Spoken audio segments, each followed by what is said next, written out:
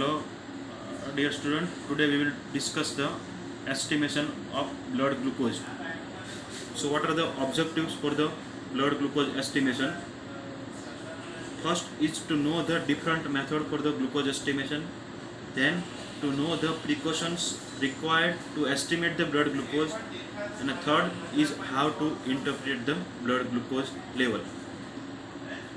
So, what are the different method that is available for the glucose estimation? So, first and most common method that is available for the glucose estimation is the glucose oxidase peroxidase method. Second is the hexokinase method. Third is the glucose 6-phosphate dehydrogenase method, and the fourth is the copper sulfate method, and fifth is the Somogyi-Nelson method. Among this method, we will discuss detail about glucose oxidase peroxidase method. Before that, we will instrument. What are the equipment that is required for the glucose estimation? So these two are the pipette. This is the macro pipette that capacity is to take 100 to 1000 microliter volume. This is the micro pipette that is to take 5 to 50 microliter sample. And this is the tips, that is a small tips, and this is the big tips. This is to take the reagents, and this is for the samples. So we also required the distilled water, so we have take a distilled water here, and this is the reagent that is utilized that we required for the glucose estimation. This is the GOD-POD reagent, glucose oxidase peroxidase reagent, that we will use in the practical today. And small test tubes we required here. So these are the test tubes. We required 3 test tubes here. So one is the blank, so you can see I have written the B here, that is blank. Second, we require the standard test tube, so I have written the S. And third, we have written the T, that is the test. So blank, standard, and the test. Blank, standard, and test. Now, before switch over to the principle of the glucose estimation, we will do the procedure. And first of all, what are the indication? Why we required the glucose estimations? What is the need of glucose estimation? So first and most common use of glucose estimation is the diabetes mellitus. Second use of glucose estimation is the hypoglycemia. And third is glucose estimations that is required in the pregnancy to diagnose the gestational diabetes mellitus. So these are the various uses for the glucose estimations. Now we will perform the procedure for the glucose estimations, and we will discuss the glucose oxidase peroxidase method principle. So what is the principle? So this is GOD-POD reagent. This reagent we will add in these 3 test tube, blank test tube, S test tube, and test tube. So you can see I am adding this GOD-POD reagent in 3 test tube, 1000 microliter. That means 1 ml reagent is required to perform the test. So you can see here I am taking a 1000 microliter reagent in all 3 test tubes. Again I am telling the pipetting is most important here. So you have to set the pipette at 1000 microliter. Then you have to take the volume. So you can see I have taken a reagent in all 3 test tubes. So you can see here I have taken a reagent. You can see there is no color of the reagent. At present the reagent has no color. So now in the blank we will add distilled water.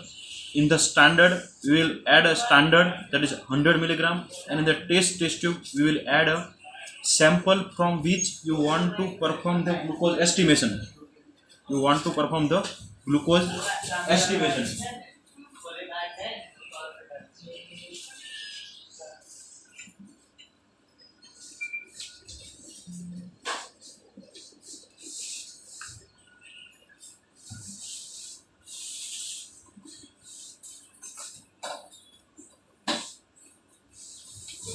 So now this is a micropipette. We are adding the 10 microliter distilled water in the blank. So again, this is distilled water. I am taking a 10 microliter. You can see 10 microliter is very less. So you add it in the first test tube. You mix it properly. And start the incubation period of 10 minutes. So 10-minute incubation is there. So you have to note the time, because there will be a color will be produced at the end of 10 minutes. Now this is a standard test tube. So we will add a 10 microliter standard here. You have to mix it properly. After the adding, you have to mix it.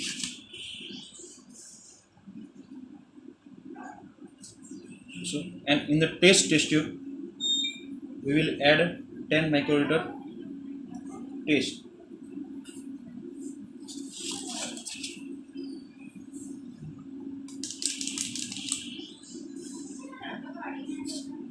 So now you can see in all these three test tubes, this is a blank, this is the standard, and this is the taste. We have add the distilled water, standard, and the sample. We have to wait for the 10 minutes, because there is the incubation period of 10 minutes. Why we require this 10-minute incubation? And at the end of 10 minutes, there will be a pink color. This is the blank, so there will be no color. This is the standard, so it will produce the color. And this is the taste, it will produce the color. So you can see the color will be starting producing the color. So you can see there is a difference in these three test tubes. There is a difference in these three test tubes. You can see in the blank there is no color. In the standard and taste there is the color. So this color will be a dark after 10 minutes. Color will be a dark after the 10 minutes. And as per the Beer-Lambert's law, the intensity of color is directly proportional to the concentration of color particle. So if your color is very dark, means your blood glucose level is high. If your color is light, then your blood glucose level is low. So you can see here the color is starting producing. So incubation. Why we require the incubations? Because this in our body, blood glucose are of two types. One is alpha D glucose and another is the beta D glucose. This glucose oxidase enzyme will be act only on the beta D glucose. It cannot act on the alpha D glucose. So there is normally spontaneous conversion of the alpha D glucose to the beta D glucose. That will take a time. So that we are giving this 10-minute incubations to convert the alpha D glucose to the beta D glucose, so we can measure the all type of glucose, both alpha plus beta. So at the end of 10 minutes, we are measuring this color. We have to take the optical density, we have to take the OD in colorimeter, at 505 nanometer. Remember, take 1 ml reagent, add a 10 microliter sample or standard or blank, incubation period of 10 minutes, and after the 10 minutes, take the optical density in the colorimeter at 505 nanometer. And so you will get 3 OD. One is blank OD, one is standard OD, and one is taste OD. So from these 3 OD, you can calculate the concentration of glucose in the unknown sample. That is, equation is there, OD of taste minus blank divided by the OD of standard minus blank into 100. So you can get the optical density, and from the optical density you can get the result of the unknown sample. Now you can see there is the clear cut difference in these three. You can see there is clear cut difference in the three. In the blank there is no color, and in the standard and the taste there is a pink color is there. So even though it is only just 5 minutes, 4 to 5 minutes, but we will take the optical density after 10 minutes, and then you have to note down the result after the incubation period of 10 minutes. So after the calculation, you will get the result. Suppose your result of taste, this is the taste, concentration of taste suppose it is approximately whatever the result is came 250 milligram per deciliter. Suppose your result is 250 milligram per deciliter. Now you have to write the interpretation. You have to write the interpretation. Okay, whether this is the normal or diabetic or low. So you have to know the normal range of blood sugar level. So normal range of random blood sugar level is 70 to 110 milligram per deciliter. Normal range of fasting blood sugar level, that is the FBS, that is the less than 110 milligram per deciliter. And normal range of postprandial blood sugar level, that is the less than 140 milligram per deciliter. Or suppose now your blood sugar level is 250 milligram per deciliter, that is above the normal. So you have to write in the conclusion that, or interpretation, a given sample is of diabetic sample. Given sample is of diabetic sample. So now what is diabetes mellitus? Now suppose your random blood sugar level is 250 milligram per deciliter, then you can say that you are suffering the diabetes mellitus. No, we cannot diagnose diabetes mellitus based on the random blood sugar level. You have to do a fasting blood sugar and the postprandial blood sugar level.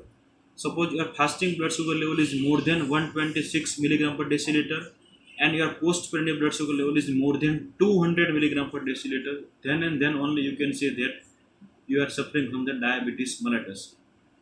Again, new parameter is for the prognosis, or means if your blood sugar level is under control or not, then you have to check the HbA1c, that is glycated hemoglobin level, that will give rise to the estimation of blood sugar level of last 3 months.